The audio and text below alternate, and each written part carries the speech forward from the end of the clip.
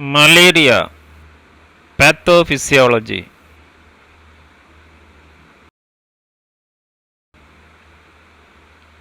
The pathophysiology of malaria involves a complex interaction between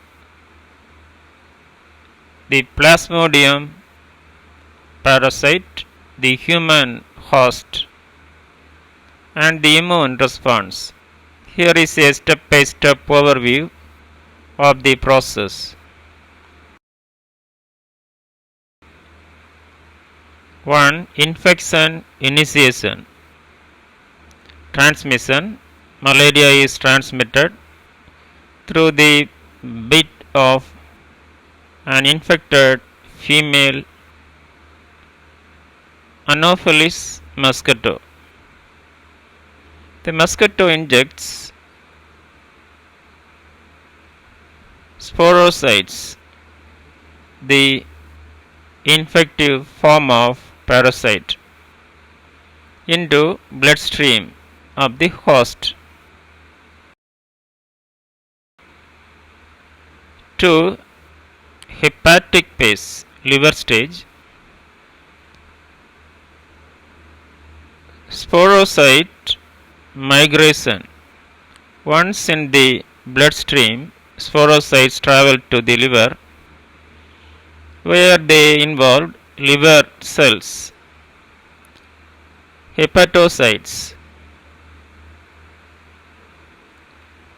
Actual reproduction inside the liver cells.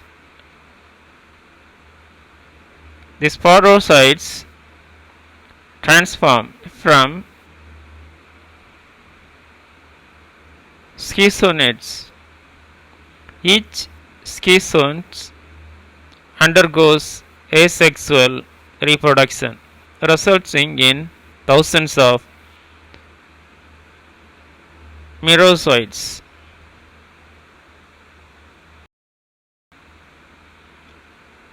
Release into bloodstream, the liver cells eventually rupture, releasing the merozoites into bloodstream. This phase can last from a few days to several weeks depending on the species of Plasmodium. 3. Erythrocytic phase, blood stage. Inversion of red blood cells. The merozoites invade RBC, where they develop into trophocytes. Asexual reproduction. Trophocytes mature into schizones, leading to another round of sexual reproduction within the RBC. This process produces more merozoites.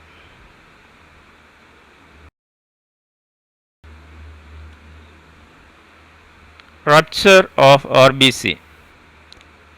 When schizonates mature, the infected RBC bursts, releasing the new merozoites into the bloodstream, where they can invade more RBC. This cycle repeats every 48 to 72 hours depending on the Plasmodium species.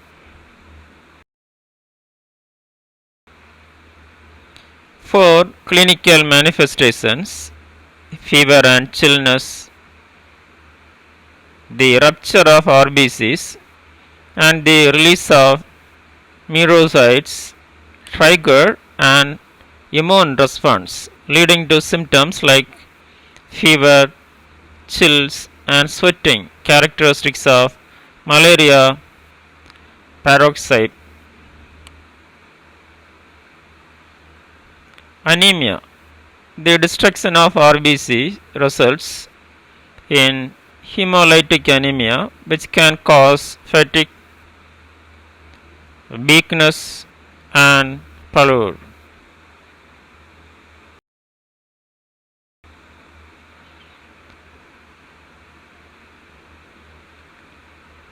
Splenomegaly. The spleen enlarges as it filters and removes the infected and damaged RBC. 5. Immune response.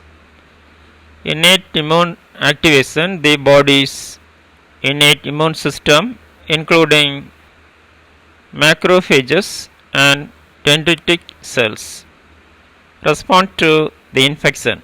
This response is often ineffective against the parasite.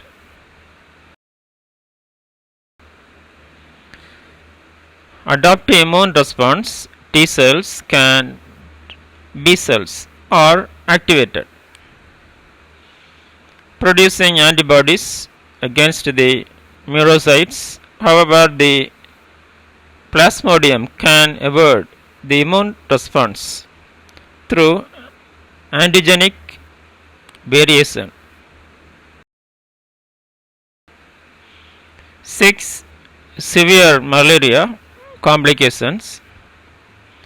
Cerebral malaria. In some cases, infected RBC adhere to the endothelial cells of blood vessels in the brain, leading to obstruction and inflammation, resulting in neurological symptoms and coma. Acute respiratory distress syndrome ARDS. Infection, inflammation, and fluid accumulation in the lungs can lead to respiratory failure. Multi-organ dysfunction. Severe malaria can cause failure of multiple organs, including liver, kidney, heart.